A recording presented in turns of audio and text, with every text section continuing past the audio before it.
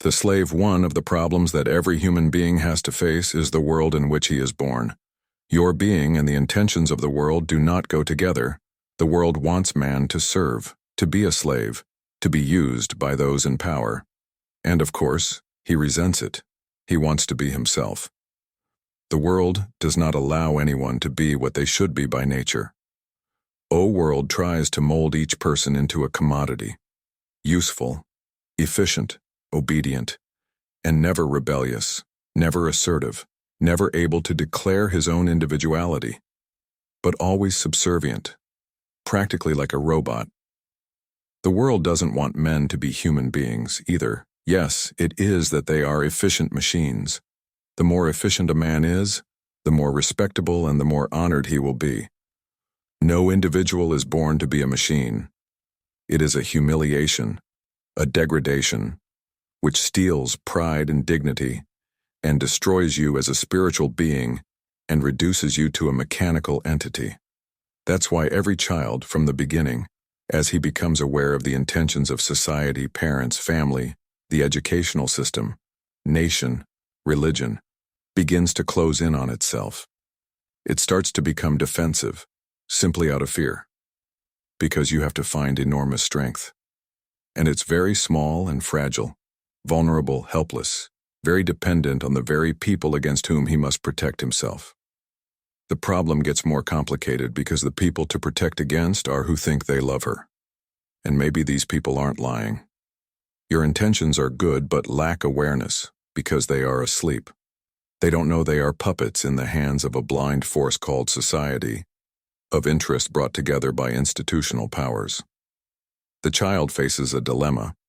She needs to fight those she loves and who she thinks love her too. But it's strange that people who love children don't love them the way they are.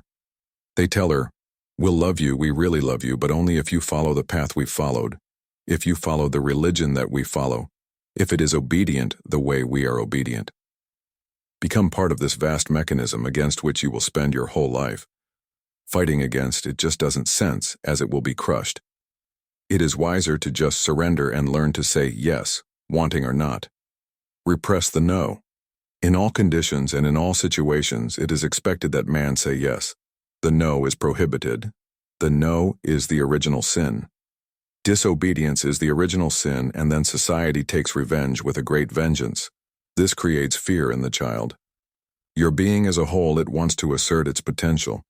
The child wants to be himself because if so is not, cannot visualize any meaning in life. Otherwise she will never be happy, satisfied, content. You will never feel at ease, you will always be divided. One of the parties, the intrinsic to your being, you will always feel hunger, thirst, dissatisfaction, fragmentation. However, the forces are too great, and fighting them is too risky. Naturally, every child, little by little, begins to learn to defend and protect himself. It closes all the doors of your being.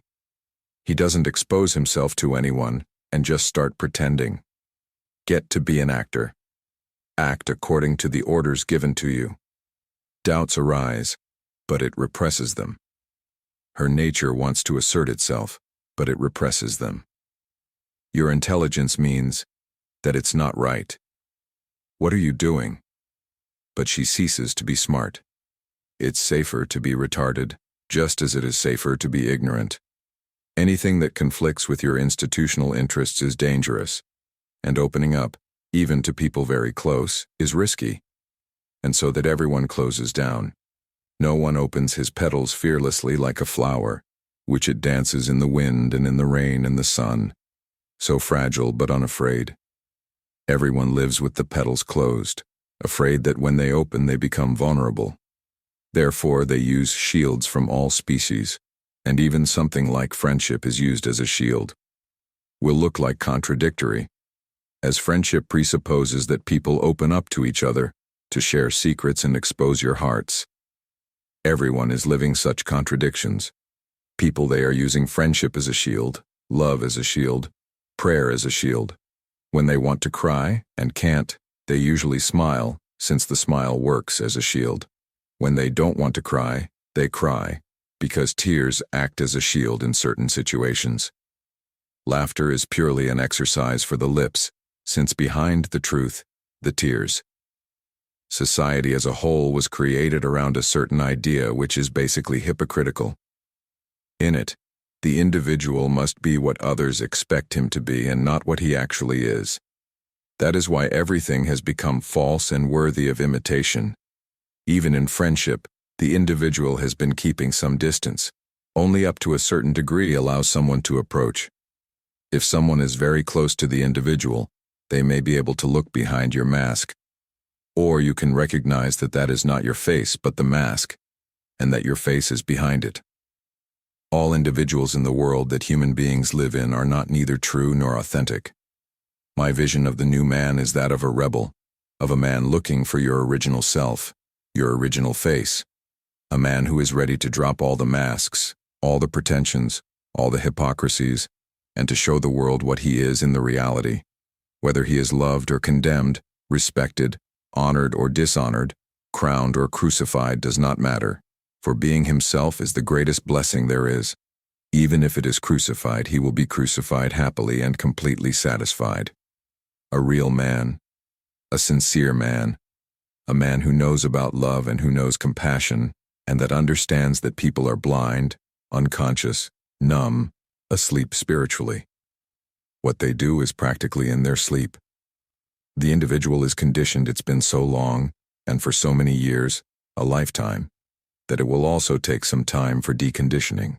It finds itself oppressed with all kinds of false ideas, that is, pseudo-ideas. It will take some time to let go of them, to recognize that they are false, and that they are pseudo. In fact, once you recognize something as false, it's not hard to eliminate it. At the time where to recognize the false as false, it falls by itself. Recognition itself is enough. The connection is broken, and identity is lost. And after the fake disappears, the real is there, new in all its beauty, since sincerity is beauty, honesty is beauty, the truth is beauty. To be yourself is to be beautiful. The conscience, understanding and courage with which man is determined and committed to finding himself will dissolve all the false faces given him by the others. These others, parents, teachers among some, are also unconscious. Do not you should be mad at them, as they too are victims. They had their minds corrupted by their parents, teachers and priests, just as they did with their mind. No one ever thought that what he had learned from his parents, who love him, from his teachers, from his priests, he could be wrong. However, it was wrong, and it created a totally wrong world. I was wrong, every inch, and the evidence is spread throughout history. All wars, all crimes, all rapes. Millions of people were murdered, dismembered, burned alive in the name of religion, in the name of God, in the name of freedom, in the name of democracy, in the name of communism. Beautiful names. But what happened behind the beautiful names is so ugly that the man will one day look to history as if it were a story of insanity, not of sane humanity. Life has been condemned in every way possible by all religions. And when all world condemns life, for the whole world is full of condemners, what does the child can? She is impressed by this whole judgment. Just look at the story of the beginning of world. God told Adam and Eve, "Do not eat of the tree of knowledge, and do not eat of the tree of life." He had forbidden them to eat from the two trees. These are the most important things in life, knowledge and life, and God denies them both. However, anyone can eat the whole type of herb and anything you want. God doesn't say, "Don't smoke marijuana, don't drink alcohol."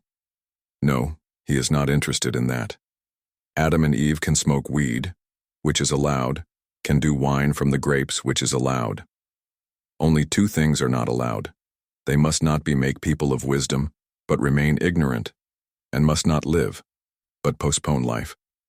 And because they disobeyed and ate the fruit of the tree of knowledge, they could not eat the second fruit from the tree, were picked up. After eating the fruit of knowledge, they moved hurriedly toward the tree of life, but were soon stopped. It's natural. The first thing to be done by anyone with awareness and awareness, which are the qualities of wisdom, is going deeper into life, to savor it as much as possible. to connect with the core of life, to be soaked in the mystery of life. The story doesn't say that, but the story isn't complete. I say that Adam and Eve were running in a hurry, because it is absolutely logical. After eating the fruit of knowledge, they ran towards the tree of life. And that's why it was so easy for God to grab them, because of the otherwise. As there were trees in abundance in the Garden of Eden, where would he find them? The search would have taken an eternity, and consequently, instead of man being in search of God, God would still be looking for man, where man is. But I know how things would have happened, and that are not told in history. God, to learn that Adam and Eve had eaten the fruit of knowledge, must have immediately run to the tree of life and waited there knowing they should be coming. It is such a simple logic that there is no need to consult any Aristotle, and sure enough, they got caught there. Both ran naked and joyful because for the first time his eyes were open. For the first time, they were beings humans. Before that, they were just animals, among other animals, and God expelled them from the Garden of Eden. Since then, man has longed for life, for more life. However, the priests that represent the God who expelled man from the Garden of Eden, the popes, the imams, the Shankaracharyas, the rabbis, they all represent the same subject. Strangely enough, no one says that this guy was man's first enemy. For on the contrary, they say it was the poor serpent who convinced Eve, "You are foolish not to eat from the tree of knowledge. God is jealous and afraid that you, eating from the tree of knowledge, become wise. Furthermore, you are afraid that you, by eating from the tree of life, will be exactly equal to him. Then who is going to worship him? He's jealous, afraid, and that's why he has her prevented." This snake was mankind's first friend, but it is doomed. The friend is called the devil, and the enemy God. Strange the ways of the human mind. The man you should thank the serpent. Only because of the serpent did the human being become what he is. It was because of disobedience to God that man achieved some dignity, the pride of being human, a certain integrity, a certain individuality. So instead of thanking God, change the phrase. Instead of saying, "Thank God," may say, "Thanks to the snake. Only because of your courtesy is that. Otherwise, why would the snake bother with the man?" She must have been a compassionate figure. Disobedience is the foundation of the true religious man. Be disobedience to all priests, all politicians, or all institutional interests in general. Only then is it possible get rid of conditioning. And from the moment man is no longer conditioned, there is no need to ask what the purpose of life is. All the questions will undergo a revolution. There will be questions like, how can I live on more complete form? How can I delve deeper into life? Because given that life is the goal of everything, then there can't be any goal for life. But the human being is hungry, and apart from death there seems to be nothing. Life slips through hands and death comes closer every moment. Life is nothing but a slow death. And who did this to the man? All the benefactors, the good Samaritans, the prophets, the Messiah, the incarnations of God. These are the people who turned man's life into a slow death, and they were very smart to do it. A very simple strategy was used. They say that human life is a punishment. Christians say that man was born of original sin. Now how can man have life? After all, he is a mere sinner. The only way to get to real life is to abandon this life that is nothing but sin. Who are the saints of man? The people who live at the very least, they are your saints. The less they live, the greater they are.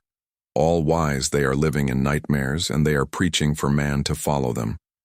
All their effort is cut man's life to the max. Life is doomed. Sex is doomed. The desire to live comfortably is doomed. Enjoying anything, be it food, be it articles of clothing, is doomed. This reduces life. Piece by piece, life is taken from the human being. When looking at the history of Christian monasteries, Jains, Buddhists, Hindus, anyone will be surprised. It's unbelievable how human beings were treated so inhumanely in the name of religion, all kinds of stupidity.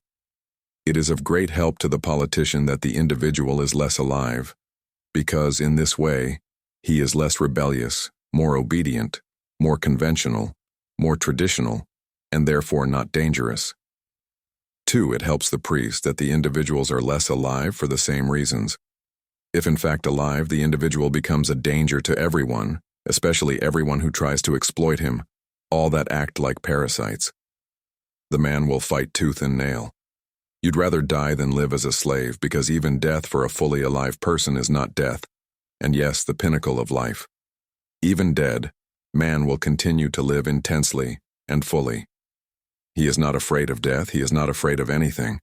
That's what makes all interests institutional fear the person who lives to the full.